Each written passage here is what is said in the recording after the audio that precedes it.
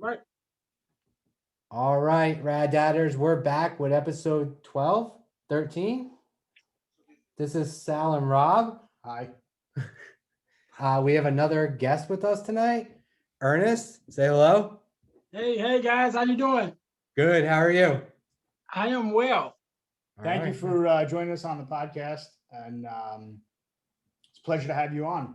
Why don't you tell us a little bit about yourself? My name's Ernest James on Instagram. I'm Minister Ernest James. I have two platforms that I'm active on Instagram. One is Friend to Fatherless Daughters, which is an account where I address fatherless daughter issues, from a man's point of view and helping fatherless daughters. And the other one is Man Up Ministries, which is a male mentor.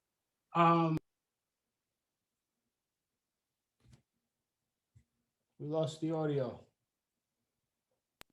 Getting phone calls. There you It's a male mentor group that I use to mentor young men. But I am a father of one biological child, which is my daughter, and I am a stepfather to four young men. The youngest one being 19 now, and the oldest one being 23 now, if I'm not mistaken. go. Oh, wow. Wow, Yep. 5 kids. That's amazing. Yeah. I've always wanted five kids because I come from a family of nine. Well, it's Wow. 9 kids, so I came from a big family, so I always wanted, more kids. So yeah. So can you tell me a little bit more about the male ministry and the like tutoring? I'm very interested in that. Well, I started it because I've always been interested in um, going, being able to give back more or less, right, to young men who grew up without their fathers. I was blessed to have my mom and my dad, and grow up in a two-family household, and a majority of my friends and even some of my family didn't, you know. And so just growing up, I always had that thing within me that I wanted to help. I wanted to address it in some way. And so as I got older, I started putting this program together. And it was supposed to really like kick off full force right before COVID, because a friend of mine he is I want to say a counselor at a school. And so I connected with him, and we were going to start an after school program, and we were putting it all together. And then COVID hit. And so it kind of put everything on hold. And I was new to Instagram. And so I said, well, just being on there, I said, well, just let me start. Let me start something. And so I started it on Instagram. And then when I started my other platform, which is the Friends of Fatherless Daughters, that one kind of took off real quick. And so a lot of my attention went there. But I am working on some more stuff with the mentoring program. I'm working on a book, and I'm working on a online course to go along with it. So it's still in the works. So And you have 5 kids. Do you find any time to do anything? well, I'm lucky at this point now, because my youngest, which is my daughter, is 18. So she's graduating from high school this year, actually in May. She graduates from high school. So most of my full hands-on parenting is kind of finished, because they are old enough to kind of move on their own, but just minimal guidance from me, So that's now I have a lot of more free time. But yeah, before then it was hectic, because we had football practice and basketball practice and this and that. And yeah, so yeah. Yeah, our spring sports just started this past weekend, and I have 3 girls, 9, 10, and 11, and we were on the field from 8 in the morning till about 3 in the afternoon. So That was just yesterday, wasn't it? yeah, that's right. Today's Monday, so that was yesterday. I get my days mixed up. So what challenges have you faced with raising your kids? Well, the most I'm gonna say unique challenge was like I said, my daughter is my only biological child. So when me and my wife got married, she already had the 4 boys. And I think the oldest one was 10 when I came in. Now, I've always known them. Me and my wife, funny story, we're each other's first boyfriend and girlfriend when we was like 12, So I've always known her. I've always known, even when, she had the kids, she was married before, she had the kids. Our families are connected to the point that my mother was the godmother to her oldest son. Oh, you wow. know. So we've always been connected, but we just kind of went our separate ways and was doing our own thing. So when we did come back together and to come into that dynamic where, like I said, she has 4 sons and the oldest one was 10, and then the other 3 are a little younger.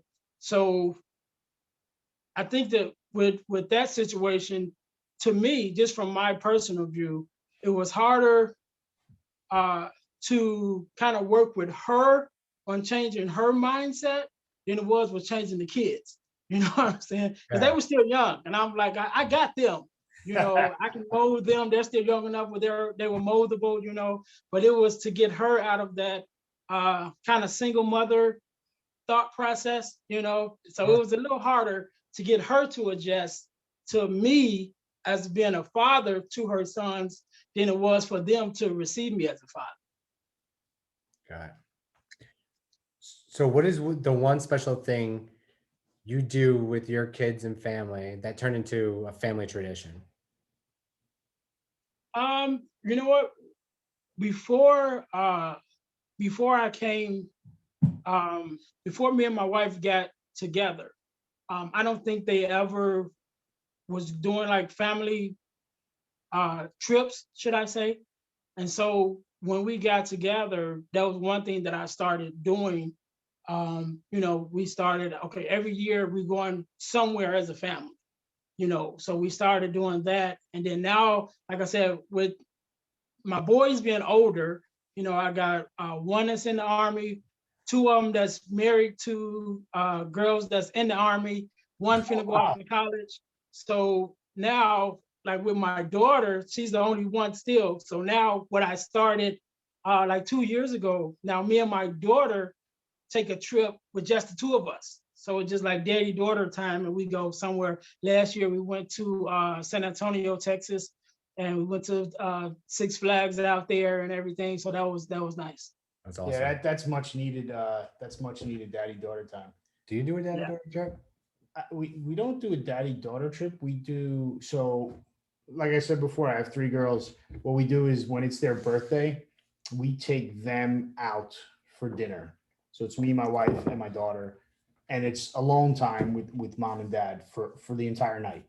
And we've done it since, I think we started it when they were 5, and they love it. They love it. So now we do a milestone birthday, 10 years old.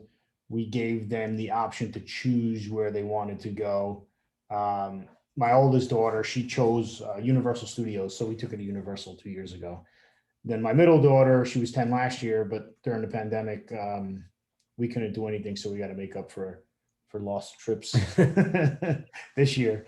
So we got two trips to take this year with my soon to be 11-year-old and soon to be 10-year-old. That's right. Yeah. So our kids always teach us something, right? And I know my kids have taught me plenty. What have you learned from raising your kids? And you may have different experiences because some of your kids are a lot older than mine. The number one response we get is patience. Yeah. And it's funny you said that. I just had a conversation with my wife a couple of days ago, and our youngest, who's 19 now and in college, they were having their own conversation or whatever. And in their conversation, he said this to her, which she came back and told me about it, was he said one of the things that I guess I could say he didn't like, for a chance of another word, is I didn't give them a chance to grow up, right? And the thing with that was, by me growing up with my dad taught us a lot, right? And so I'm like, all right, I'm going to give y'all all this information of what it is to be a man. And, so I'm like, all right, responsibility, let's go. And, so I in hindsight, I guess from him saying that maybe I was putting too much responsibility too early, Yeah. but I still don't really see it, because to me, it has to be a balance, right? You got your playtime and then you got your work time, and it has to be a balance. And in their life, even after I came into it, it was always a lot of playtime, and that comes from the single mother thing, always trying to compensate from the father not being there, you know. And so it was always a lot of playtime, and I always, okay, what do you want? And let's go here. And so I came with the other side, like, okay, it's cool to have the, playtime, but we got to work too, but I guess maybe I was came off a little too strong in the responsibility side of it, till that, like I said, he's 19 now, and he said that's one of the things that stuck out to him, I guess. That's maybe good. That's like very insightful feedback from a 19-year-old. yeah, Was he's smart. Yeah. He's a smart one. Was that a challenge coming in when the oldest was 10 years old, and you start trying to, implement responsibilities and chores and stuff like that? Did you get a lot of pushback from the 10-year-old at the time? Okay, now this is funny. It goes back to what I said earlier. I didn't get pushback from the kids. I got pushback from the mom. Oh, okay, all right. Because I'll tell you a story. So the kids were receptive. Yes, the kids were receptive of it. So when we first started dating, right? So the first time I spent the night at her home, she got up in the morning, got the kids ready for school, sent them off, because the school was like across the street from the house, so they could walk right across the street.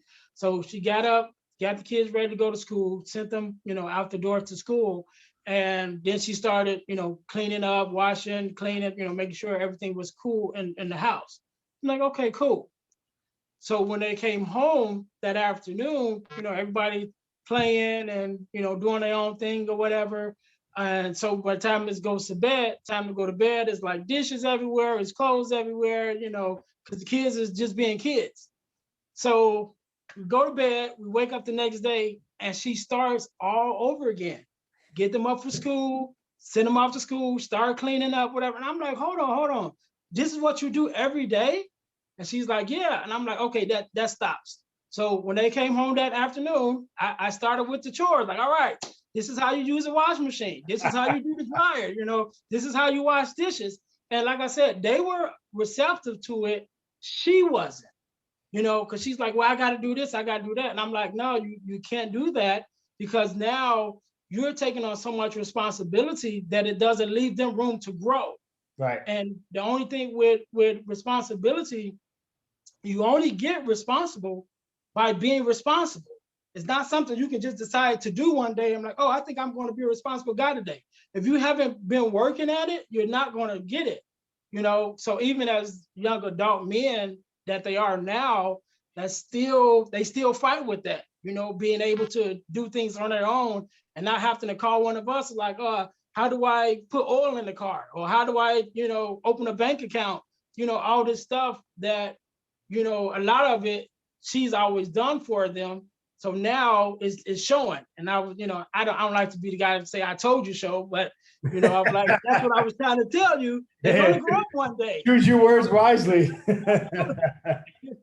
So yeah, I got more kickback from her than I did with them. And it was like, when they got older, so when they started hitting like 17, 18, then I started getting kickback from them, but in the beginning, just coming in, they were like, oh, cool. I didn't know how to use the washer. So now they pushing the buttons, they were kind of good to know, but it was, it was kickback from her. You set the foundation. Yeah. You set the process forward. So now they've gained a sense of responsibility, and they know how, they know what it takes to do things instead of having everything done for themselves. Yeah, and But that's what I told her, and like I said, when they started getting older, like in the mid-teens, that's when I, started having little issues with it. But mainly it was because she still would do it. Like if we was like, okay, tonight you wash the dishes, and they didn't do it, she would get up and wash them. And I'm like, no, because that once they know that you're going to do it, then they just not going to do it because they know, oh, mama going to do it, And so, like I said, now as young men, they're dealing with that because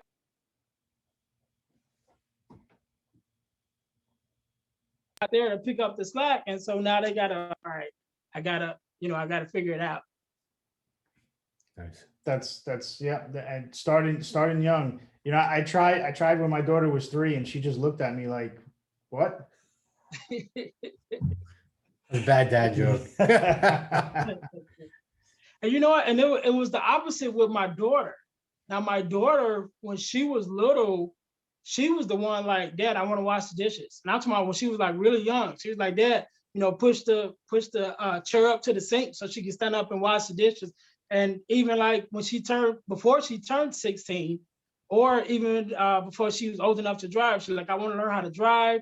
She's like, I want to get a job. Her mind Oh was wow, already focused, that's so great. as soon as she turned 16, she was like, all right, I'm ready to work. With my sons, they're like 16 and I'm like, it's time to go to work. And they're like, yeah, What's so they that? didn't get their first job till they like 18. And I'm like, dude, but yeah, but my daughter was just the opposite. I guess she got that from me. She was just ready to go. My daughters actually fight for who's going to wash the dishes because they hate to dry. You sent him to my house. Because my wife and I, when I work from home, and my wife's been working from home ever since the pandemic. And when we make dinner, and then try to get back to work, anything that we missed, and we ask the kids, hey, can you wash the dishes? And it's a fight. Who's going to wash and who's going to dry and who's going to put away. My wife cooks, I wash. That's we want them to clear the table. That's good. They clear the table, but they're responsible for like the garbage and all that stuff, garbage recycling. So that's their primary responsibility. So you said I had a terrible dad joke before. That was a terrible dad joke. She's 3 years old trying to get her to do chores. Like, so we're gonna ask Ernest if he has a dad joke for us. Well, you know what? I have a joke. It's not really funny to an extent, neither is Sal's. but it did add to my mission, right?